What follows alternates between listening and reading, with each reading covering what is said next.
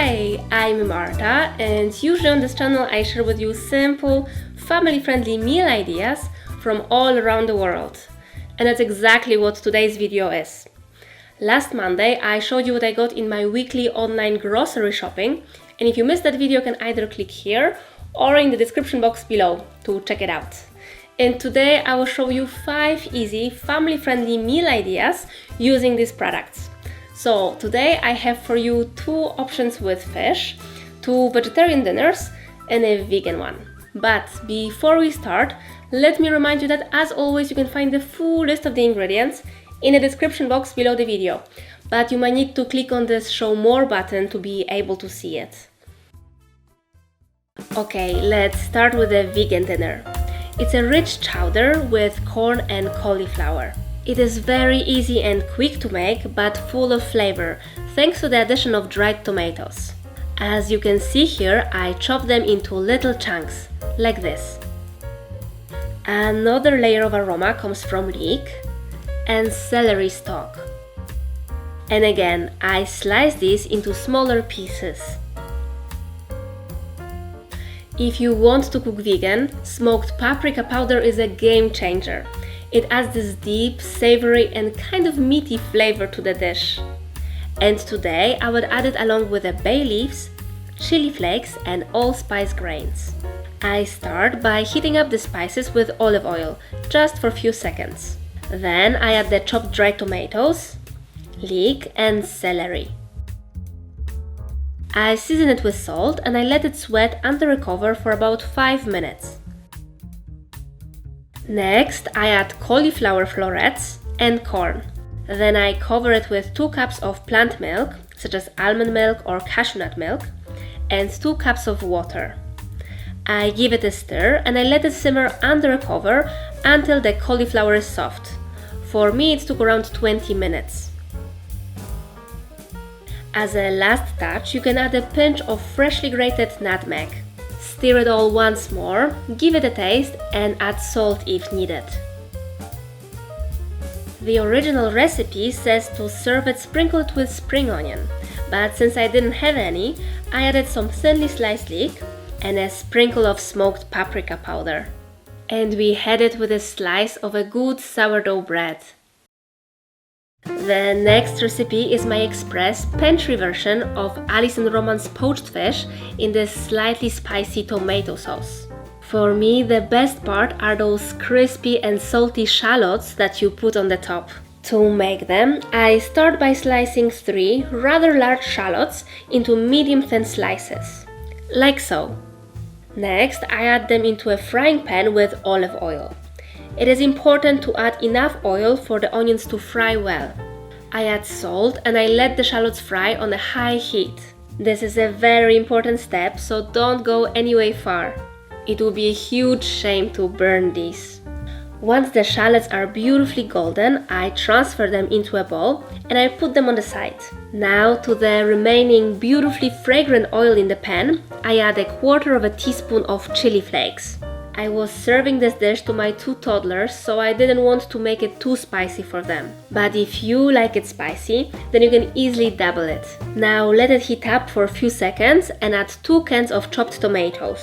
Now adjust salt using fish sauce, but keep in mind that this tomato sauce will reduce a bit. I only added a teaspoon of fish sauce because my tomatoes were already salted. Give it a stir and add the fish. I used 4 cubes of this frozen white fish. Now I let it simmer for 10 minutes and after this time I turn the fish to the other side and I let it simmer for another 10 to 15 minutes for the fish to cook. As a final touch, I added lime, its juice and the zest. We had it with chopped mint leaves, fresh coriander, and the amazing crunchy shallots, plus a few pieces of bread. I absolutely love this one. Next, something we have very often in my home, a creamy and comforting mushroom sauce, which I make with a splash of white wine. My secret to make it flavorful and not as heavy as a pure cream white sauce can be is to add the vegetable broth. I have previously showed you on my channel how I make and store it. But you could also make a quick version of it. Simply, in a pot, add a piece of carrot, a parsley root, a few celery stalks, and a piece of leek. It can be just the leftover green part of it, or really any of these veggies, whatever you have. Then add a couple of bay leaves, salt, and cover it with 2 cups of water. To boost the flavor, I also add the mushroom stems. I bring it to a boil and I let it simmer for at least 30 minutes under a cover. My favorite quick way to shred the mushrooms into pieces is to use a grater. This way it really takes no time.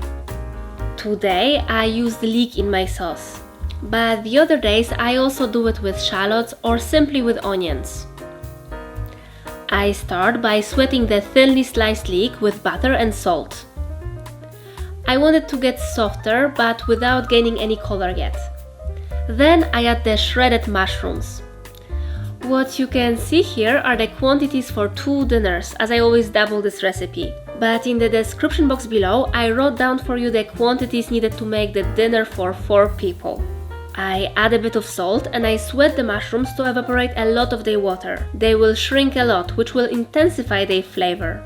Once I notice they start to get the first hints of color, I sprinkle it all with flour and I mix it well. Next, I add a splash of dry white wine and I stir it until the wine has evaporated. Now I add my vegetable broth and I mix it well and I bring it to a boil. Then comes the cream. Mine is made with 30% of fat. And I adjust the saltiness using soy sauce. Make sure that you are tasting your sauce so that you can adjust it to your likings. As a last touch, I add freshly ground pepper and a lemon juice. To taste. A great side dish full of vitamins is this quick sauerkraut salad. I make it by mixing chopped sauerkraut with thinly grated carrots, apple, black pepper and a dollop of mayonnaise. This creamy mushroom sauce goes really well with simply cooked potatoes and this sauerkraut salad.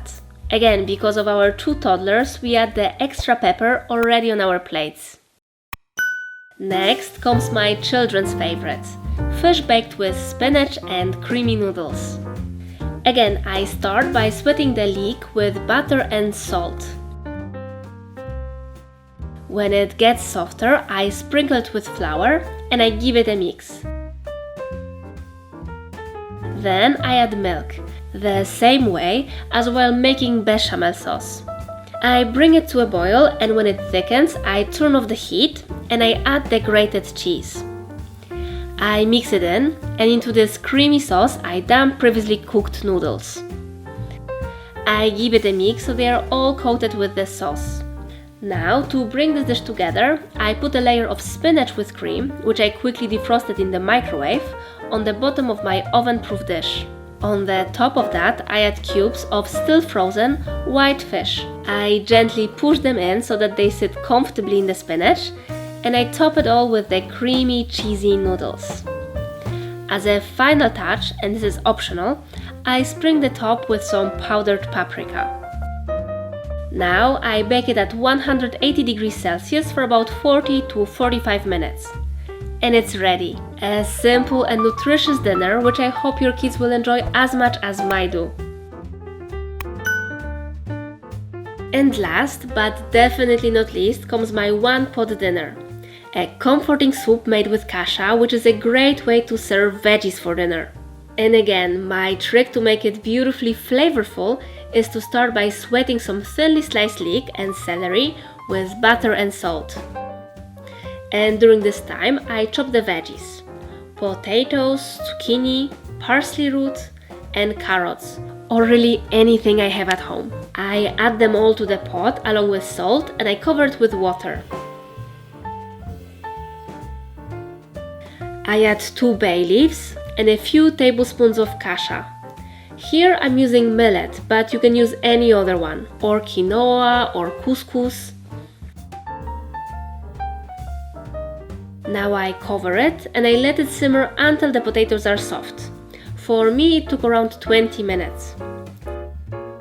At the end, I add a mixture of milk or cream mixed with flour, which will make the soup slightly thicker. I bring it all to a boil and I season it with salt to taste. We usually have it either topped with some grated cheese or with a dollop of sour cream or Greek yogurt and some freshly ground pepper. As you could see, making this soup couldn't be easier, and it is nutritious and comforting and perfect for the colder autumn days.